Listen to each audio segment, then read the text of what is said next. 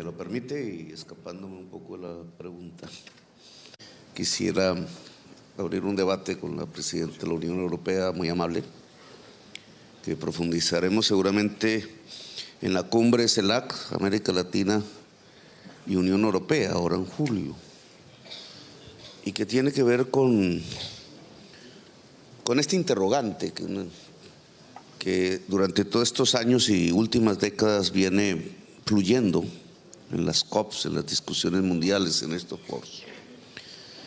El nivel de inversiones que hay que hacer para superar la crisis climática a escala global, que tiene que ver con cambiar la matriz energética en el mundo, sustituyendo combustibles fósiles, no complementando combustibles fósiles, que hasta ahora es lo que los números dan. Sin eso no hay solución.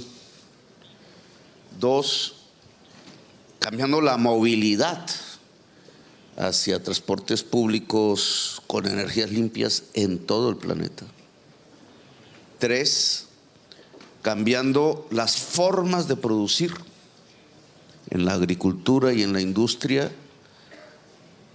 alejando el carbón, el petróleo de los procesos tecnológicos de producción, que cambia, entre otras cosas, las relaciones sociales de producción.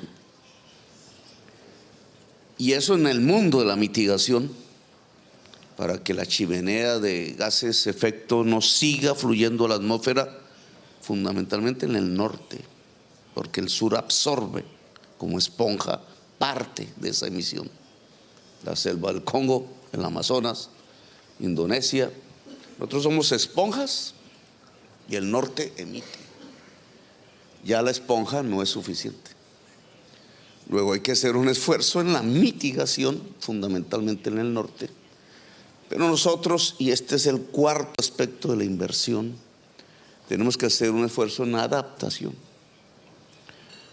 Liberar espacios del agua, organizar la población alrededor del agua. El agua se vuelve el eje del ordenamiento local, pero si la crisis se agrava, no es un ordenamiento local de la población alrededor del agua, que suena bonito, sino es un ordenamiento de la humanidad alrededor del agua, que implica el éxodo de miles de millones de personas hacia donde está el agua, o quedará el agua, y el agua quedará en sus países.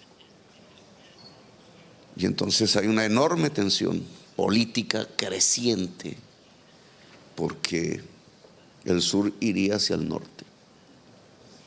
Y de esponjas nos convertiríamos en éxodo.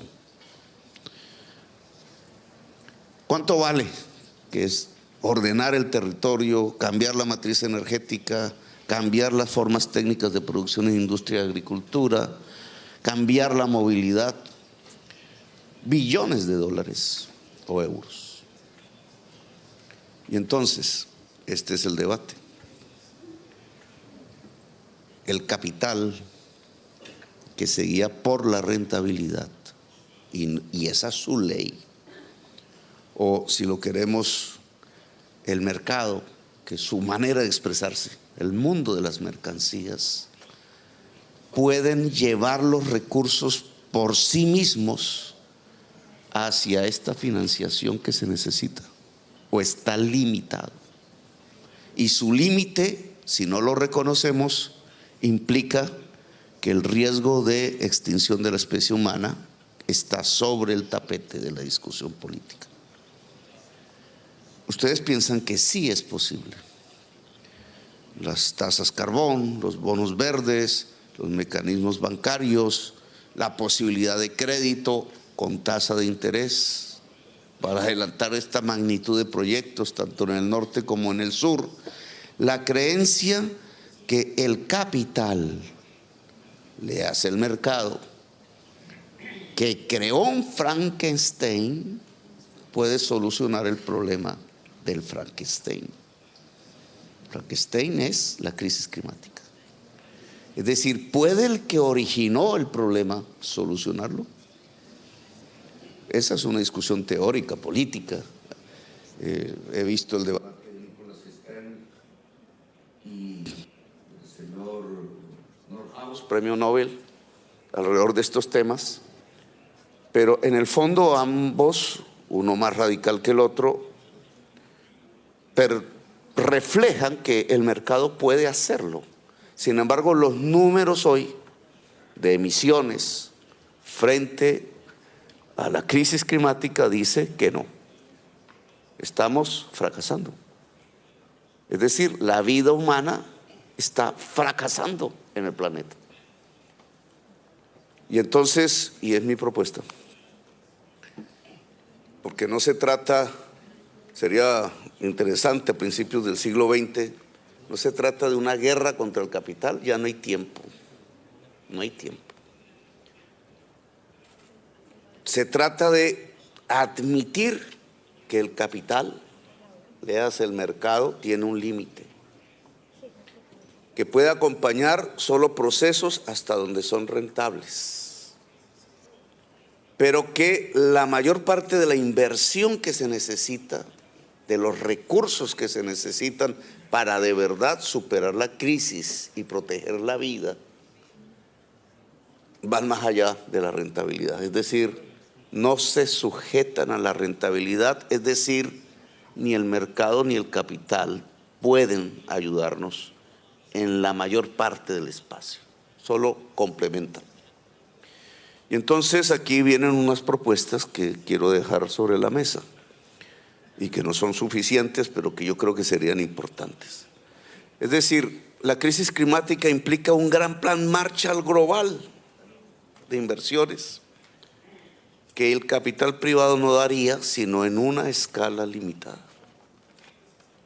Lo que proponemos es lo siguiente: afrontar esto complementariamente a lo que ya se ha alcanzado, pero sustancialmente en la magnitud que creo que debemos dar ya, en unos mayores ingresos. Voy a poner el Fondo de Clima como institución, que ha sido hasta ahora raquítico.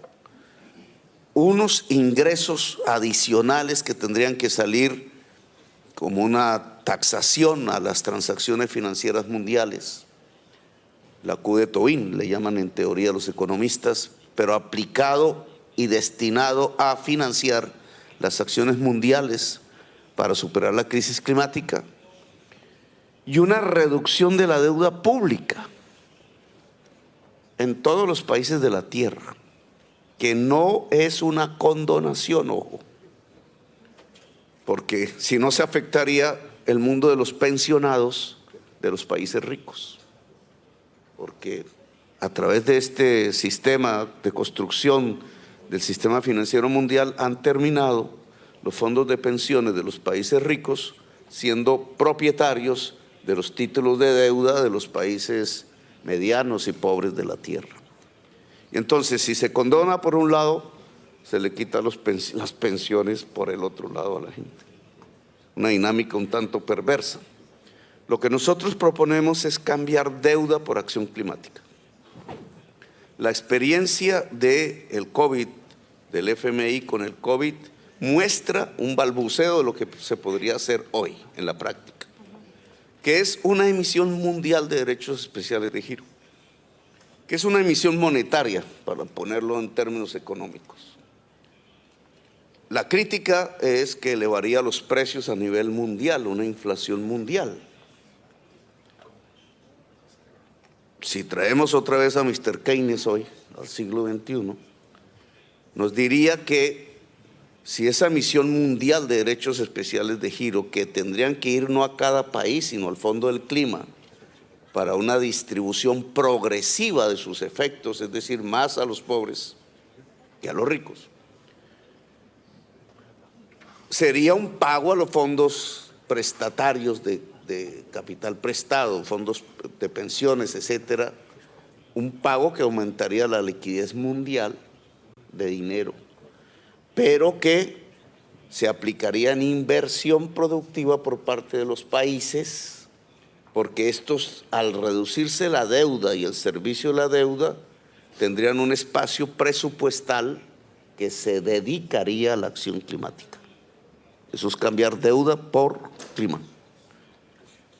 todos los países sumados a través de este mecanismo nos daría por primera vez, desde que estamos hablando de la crisis climática, una primera acción fundamental, un primer paso esencial, porque sería un plan Marshall de inversiones en mitigación, en adaptación en cada país de la Tierra para superar la crisis climática. Esto implica un cambio institucional del sistema financiero mundial, porque el FMI, la Banca Mundial, etcétera, tendrían que prestar como su principal objetivo, prestar su oficio en esta transferencia a través de DEC, de derechos especiales de giros, hacia tenedores de bonos, de deuda pública, hacia bancas multilaterales y hacia una reducción de estos servicios de deuda en todos los países de la Tierra, y esa sería su primer gran función, muy diferente a la que ha tenido hasta hoy. Esto implicaría que norte y sur tendrían que entablar un diálogo diferente, es decir, no es cómo les prestamos, cómo les regalamos marginalmente, sino cómo hacemos una sociedad en pos de la vida de la humanidad. Porque el problema será igual para tus nietos, presidenta, que para mis nietos en Colombia o para los nietos del presidente en el Congo, para toda la humanidad. El problema de la extinción de la especie será para todos y todas. Y en esa medida, esta acción inmediata, que es de emergencia, no se puede pensar que mecanismos inerciales del mercado nos van a resolver el problema de la vida, de la humanidad, en un momento de emergencia a punto de la extinción, sino que tenemos que usar, dado que existe esa emergencia, métodos de emergencia. Y esos métodos de emergencia pasan por una reestructuración del sistema financiero mundial, en el sentido no de que se acabe, sino en el sentido de que cambia su funcionalidad. En este momento, la posibilidad de una taxación mundial de transacciones financieras por el lado de los ingresos o por el lado de la inversión pública de nuestros países, una reducción de la deuda vía emisión mundial de derechos especiales de giro, cambiando algunas normatividades, podría ser los factores, digamos, de gran poder que pudieran impulsar la palanca para ahora sí activar una disminución real de gases de efecto invernadero en la atmósfera, que es finalmente el indicador clave. Si este año los gases siguen fluyendo y su porcentaje es incluso de incremento, hemos fracasado. Todo lo que se ha propuesto en las COPs, todos los mecanismos que se han adelantado, importantes, valiosos, nosotros quisiéramos salvar la selva amazónica, así como el Congo, pero aún sembrando todo el planeta de árboles, el problema sigue produciéndose, porque ni sembrando todo el planeta de árboles logramos absorber la cantidad de flujo de gas que sale de las economías más desarrolladas de la Tierra, China, Estados Unidos, la Unión Europea. Entonces el diálogo tenemos que entablarlo en otros términos.